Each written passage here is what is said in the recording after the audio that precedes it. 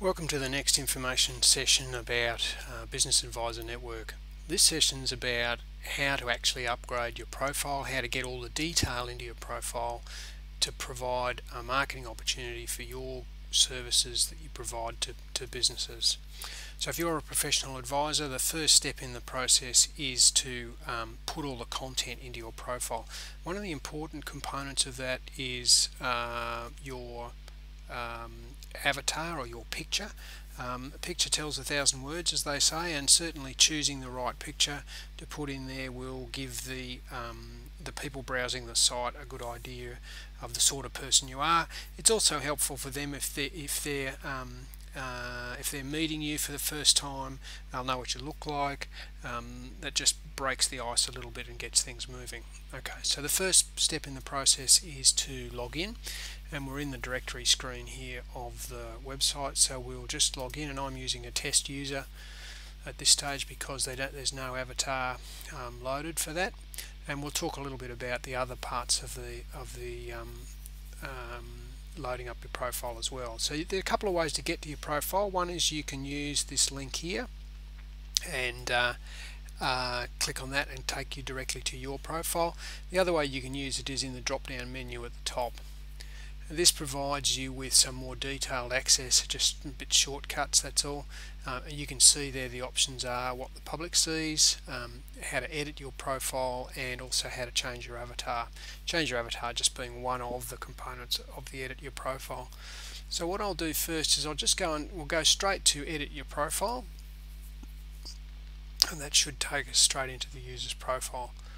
Now you can see that the default image here, the little cutout shape, is what's provided if there's no avatar loaded, and you can see from the headings on this menu here that you can identify. This is your activity bar at the top here. It tells you what your groups you're in, the various settings that relate to those groups, the points that you have and that sort of thing, your feedback status, and then also there's the profile components here, which are the public profile, how to edit your profile, and which is the one we're on now, and how to change your avatar. So in the edit profile screen there are four basic segments. There's basic information here, there's professional details here, there's contact details which are not publicly displayed, and there's your preferred business opportunity profile.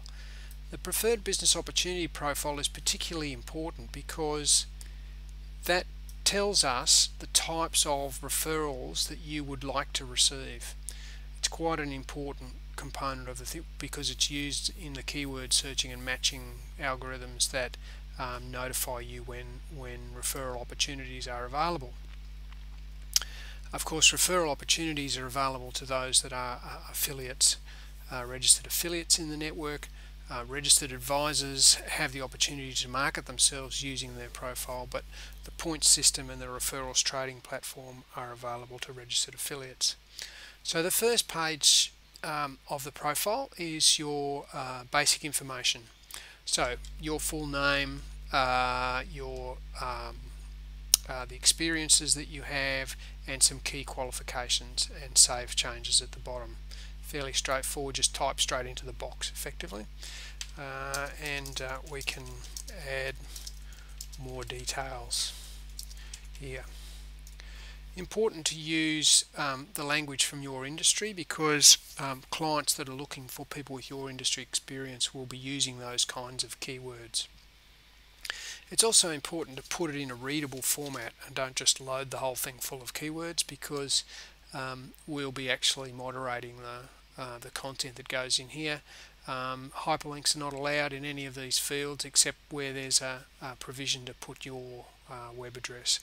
We don't mind you putting a link to, and I'll show you that now. I'll go to professional details. In here you can put, in this component here, you can put your website. Don't forget to put the http:// in front of it. You can also put, if you wish, a link to your LinkedIn profile or some other location like that. Key services is an important field because it's really, what do you actually do? What sort of services do you actually provide? And that's a really important component. it's also important that once again you use the right keywords here. In the lower part of this professional details editing screen, there are two fields here for the core skills that you have, this core skills selection here, and also the key industries that you're active in this side over here. And the way this works is just start typing. So if we have something to do with construction, it will bring up all of the options that are available for construction. You just click on the one that you select and say add skill, and it will add it into the second box here. Okay, there's a maximum of 5 for skills and a maximum of 3 for industry selection. Okay, so we might just select an industry as well, and we might also say, okay, I have skills in construction and property management. Let's just see what's in construction. Okay, well, I've got a few more options here. I've got construction, commercial, industrial, residential, management consulting, because we put CONS, and consumer software. Okay, so let's put a T in there, and that will limit it down to the construction. Okay, let's look at, okay, my experience is industrial and civil. Okay, we'll add that as an, don't forget to click add that as an industry. Okay, key services is a required field. So once you start editing in this page, you need to make sure that you have something in each of those fields, and we're just going to save those changes, and you'll see that that's embedded those changes there. And you can come in back and edit those, change those whenever you like. Now we're on the profile page for an individual advisor. This is where you come to edit your profile, and you can see the edit your profile link here. And we're now, which is bold, and we've now opened that section. So you can go through each of these fields, update all your details, and then click Save Changes at the bottom to put all that information onto your profile. So that's the basic detail under the Basic Information tab. This is the contact details, and quite importantly, the preferred business opportunity. So these are the referrals that you'd like to receive. We can set the details in here. Now, how this works is that you just need to give us an indication of the size of businesses that you're looking at. So turnover greater than 3 million, for example, or 100,000, 250,000, etc., etc. Select the level that you want. I'd prefer to work with businesses that are greater than that turnover, basically, is how it works. Business location, choices are metro or regional, and if you'd prefer to work with businesses that are located in those areas. Distance travelled is measured in kilometres. So this is used to match your profile to the distance between you and the opportunity. It works off your postal code, so you need to sort of estimate what sort of distance you're prepared to travel. I prefer not to travel more than this number of kilometres. Staff numbers, likewise, quite an important measure for us, and that's why it's a required field. I prefer to work with businesses that have more than this number of staff. Referral industry also gives us an understanding of the type of area that you'd like to focus in, and there's a fair selection here of industry categories that you can choose from, so there shouldn't be any issue with you finding something that's a reasonably close fit. We cannot be too precise with that, because otherwise it just limits the search criteria too much. And I prefer to keep it as open as possible, but feel free to choose off that list. The next thing is to make sure that this tick box is ticked here, this radio button is selected, because if that's unchecked, such as you're away on holidays, or you have too much work to do or something like that, then you won't be notified of any referrals. The referrals will still be available for you to access online, but you won't actually be told about it. And don't forget, of course, to save changes at the end with this black button at the bottom. Okay, so let's look at the final part of this, which is the changing of your avatar. And there's no avatar in here, as we said before, because there's just a grey sort of ghost man up here. So what we're going to do is we're going to go and choose a file. and upload that image. So click on the search for an image and I'll upload that image.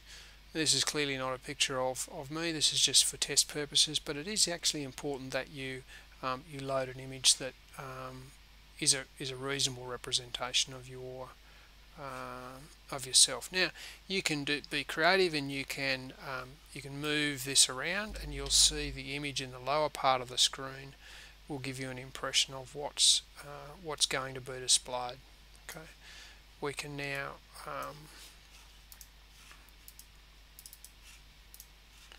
we can just drag a new box on here if we wish.